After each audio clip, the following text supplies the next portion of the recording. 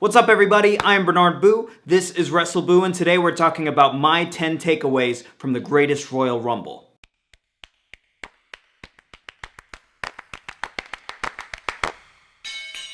Super Brawl Saturday? Now, this was a bit of a unique event because it wasn't one of the regularly scheduled WWE pay-per-views. This was a network special, right? So in that way, it felt almost like all of the other throwaway network specials in a way. But in another way, this felt like an extra WrestleMania or an extra Royal Rumble. There was that dichotomy there. It was really strange. This was a huge stadium. They went all out with the production value, pyro, fireworks, the biggest stars in the company from top to bottom, pretty much everyone except the women because of political issues with the country of Saudi Arabia, or the Kingdom of Saudi Arabia. And that played a big factor into this event as well. Taking place in Saudi Arabia, lots of controversies surrounding that country for many, many years. That country was heavily dependent on fossil fuels to run their economy, and it was really, gender equality does not exist there. It doesn't exist here in the United States, but over there women are horrifically oppressed. And there's been this new initiative called Saudi Vision 2030, whose aim is to diversify their economy and give women more rights. I think women now have the right to drive there. As kind of regressive as that sounds, that's a victory. It is a victory for that kingdom. And it seems like WWE's event was a part of this initiative, this progressive initiative. So I guess that's a good thing. I don't really know much about the politics over there in Saudi Arabia, but it was nice to see these Saudi people so entertained and so inspired by these incredible superstars that they have in the WWE. But all politics aside, this was a gigantic sports entertainment event. So let's get into my 10 takeaways from the greatest Royal Rumble. My number 10 takeaway is that Rusev had a huge opportunity to shine here, and he ran with that opportunity. He was set up for this match with The Undertaker a few weeks ago. It got changed for reasons unknown. We can all make our guesses as to why, but he was switched out for Chris Jericho. Chris Jericho was going to face The Undertaker, but then Rusev got his spot back, and he faced off against The Undertaker in a casket match here at the pay-per-view or the network event, and this was so much better. This match was so much better than Rusev and Taker's respective matches at WrestleMania.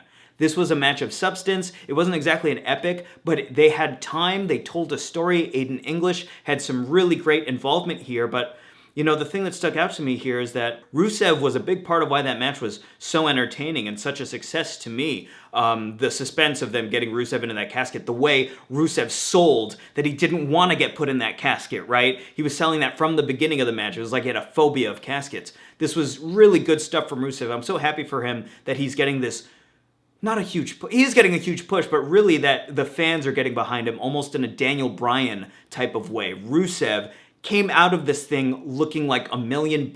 His stock has risen because of this match, and I can't say that for everyone on this special. My next takeaway took place in the actual Royal Rumble match, the greatest Royal Rumble. Whether it was the greatest Royal Rumble, I'll just say now, it was not. It absolutely was not the greatest Royal Rumble ever, but it was the biggest. There were 50 men, and that was a detriment because it was way too long. But anyways, disregarding all that, there were some nice moments. There were some highlights throughout this match that were very entertaining, and one of them I want to highlight here is Xavier Woods and Kofi Kingston of the New Day with this incredible spot where Xavier is on the ring apron, holding onto the middle rope for dear life, trying not to get eliminated. Someone throws Kofi over him, and Kofi lands on Xavier's back, piggyback style, and then Xavier just leans back, and it looks like these two guys are going to get eliminated, but Xavier is just so swole, and he holds on, and he's holding the weight of himself and Kofi's like really, distributing that weight. Xavier's just, man, he's stronger than I thought, I guess. This was kind of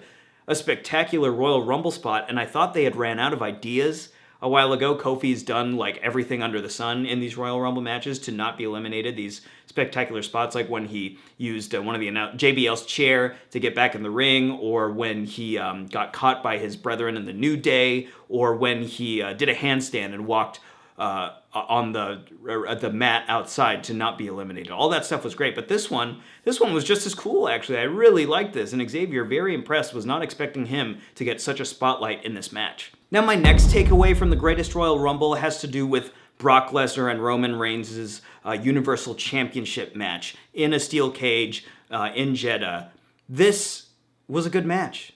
It was if I look at it objectively, like in a bubble, This was a good cage match. Great physicality. This incredible spot that finished the match where where Roman speared Brock through that cage and they landed on the outside. Brock landed on his back on the mat outside and Roman landed on his head. It looked nasty. So many good things about this match. I didn't care. I didn't enjoy the match because I'm so fatigued on these two characters and the way they've been booked and the fact that they're holding that Universal Championship hostage from all of the other talents on that roster that could really use that title around their waist or over their shoulder. I'm so sick of this feud and the fact that Brock still has the championship and we're going to continue to not see that red belt on the red show every week. It's been too long. Brock's had that title for too long, and give it to anyone else. But yeah, in short, this match was good, but it was completely undermined by the fact that I'm tired of these two guys and I'm tired of their story. My number 7 takeaway from the Greatest Royal Rumble has to do with the opening match. John Cena versus Triple H, two legends going at it in a one-off. Now, I wasn't particularly looking forward to this match going into the Greatest Royal Rumble, but once it started, once Triple H and John made their entrances, I realized that this is kind of a bigger deal than I was making it out to be. These two guys are two living legends in the business, and I was thinking, when they were out there, no pairing, I don't think you could put together another pairing that has contributed more to the business than these two guys, right? There have been big stars in the past, Hulk Hogan, The Rock, Steve Austin, but John Cena and Triple H have contributed to the business in so many ways, not just as superstars, but behind the scenes. Triple H being the visionary for NXT, the current form of NXT, John Cena doing all the Make-A-Wish stuff and being this workhorse as far as media and press and being a spokesperson for WWE in Hollywood and stuff. And John's still with the company. He's been in the company, I don't know how long, over 15 years? But anyways, Triple H and John are just invaluable as far as the story of WWE. You can't tell the story of WWE without mentioning those two guys in a big way. So just in that aspect, this match was cool to watch just because these two men have come such a long way. We've seen them grow and we've seen them mature and become two leaders in that company. But on top of that, it was a great match. These two guys know how to put together a good story in that ring. Old school. They took their time. There was a great crescendo to this match. They started off slow. There was even a test of strength at the beginning. Super, super old school. And then everything they did in there meant something. Now, a lot of people describe wrestlers like Kurt Angle and Eddie Guerrero as having no wasted movement in the ring. That's true. I would also say that of John Cena and Triple H. Not because they do a lot of chain wrestling and, it looks like a sporting event. It absolutely does not. It looks like theater. But in that aspect, there's no wasted motion in that Triple H and John Cena, every move they make, every look that they shoot out at each other and at the audience, everything they do in that ring is done with the objective of getting the fans to be loud. Everything they're doing, every little movement, they're cognizant of the fact that they're trying to get these fans as loud as possible and show them the night of their lives. I can't say that about most of the younger WWE superstars on the roster. A lot of the times it feels like they're being self-indulgent and kind of doing moves that they think are cool, which a lot of time they are. I love the WWE roster right now, but I think this is a unique quality that old heads like John Cena and Triple H have, where they've got that old school psychology where it's just simple, fun, good versus evil, right? And the way they do it is just so novel now because all of the other young talents don't really employ this type of psychology. So it was nice to see these two guys working an old school style match. John Cena and Triple H are men amongst men, but Braun Strowman is a monster among men. Segue. My number 6 takeaway from the Greatest Royal Rumble, Braun Strowman won the 50-man Greatest Royal Rumble. I think there are two reasons why I like this. One, Braun deserves it. His WrestleMania match was a joke, and he put in so much good work, got himself over leading into WrestleMania, and the spot he got, he got a spot, and that's good. He deserved a spot. He deserved something more substantial than that. He was capable of putting on a way better show than, the thing with the little kid just was a joke to me. It wasn't worth the time. But anyways, happy for Braun. Happy that a big guy won. I love when big guys win the Royal Rumble. I don't want big men to win every time, but I think it kind of breaks the illusion when big men like Big Show and Braun Strowman and Mark Henry, it's gotten to the point where we just expect big guys not to win. And that's bad because of the gimmick of the match, right? The gimmick of the match kind of speaks to the fact that the big guys should be winning more, right? So there's an element of reality there. So I like every once in a while for a big guy to win. Braun is a huge guy. He won, and this was great. Good for Braun, and good for me. I like seeing a big guy come out with the win. At my number 5 spot is Finn Balor, but specifically his selling. This guy's ability to garner sympathy from the crowd is ungodly. I talk about this a lot on the channel, but this dude makes me want to cry when he's selling moves, when he's getting beat up in that ring. He's such a good actor, such a good underdog. When he even gets hit with something as simple as like a punch to the stomach, he looks like he's gonna throw up, and he looks like he's gonna cry. He's wailing. It's his face. I just dropped my phone. His face is contorted, and he looks like he's in a lot of pain, but also it's his vocal. You can hear him, and man, he lets out these groans and these sounds of agony that just really get to me. They get me really invested in the match. So Finn Balor, I love watching him wrestle just to watch him sell. He's an artist in so many ways, but in that skill in particular, I think he might be the best in the world. My number 4 takeaway from the Greatest Royal Rumble was that Shane needs to stop doing that spot where he jumps from the top turnbuckle to the announce table. It's the law of diminishing returns, right? We've seen this spot so many times. Braun Strowman, during the Greatest Royal Rumble match, got a chokehold on Shane and threw him over to the announce table, but really Shane just jumped. But that's okay. That's just the illusion of wrestling. But anyways, it's unnecessary. You know, we love Shane, and we know that he can go in that ring. He's given us so many classic moments. He dives off these crazy Hell in a Cell, like 50-foot tall Hell in a Cells. Doing moves like this, it's like, it doesn't really add that much to the match anymore. Specifically this Greatest Royal Rumble match. We didn't need that spot, and I didn't want to watch. Like, I don't enjoy Shane taking these bumps. I think he's just like a competitive dude, and he's a man's man, and he wants to go out there and perform and make up for the fact that he's not like a great technical wrestler, so he does crazy leaps and spots and stuff. But, you know, I have no interest in it anymore, and I wish he would stop. At the number 3 spot was my favorite match of the night, AJ Styles versus Shinsuke Nakamura for the WWE Championship. This was a rematch from WrestleMania 34. Now, that match at WrestleMania I thought was really good.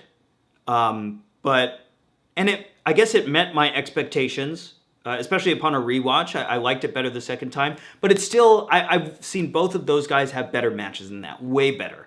But this match at the Greatest Royal Rumble was a big improvement. And I think the key to that was the fact that at the WrestleMania match, they were both babyfaces. And here, we got super heel Shinsuke versus super babyface AJ. And it made for a better dynamic, easier story to tell.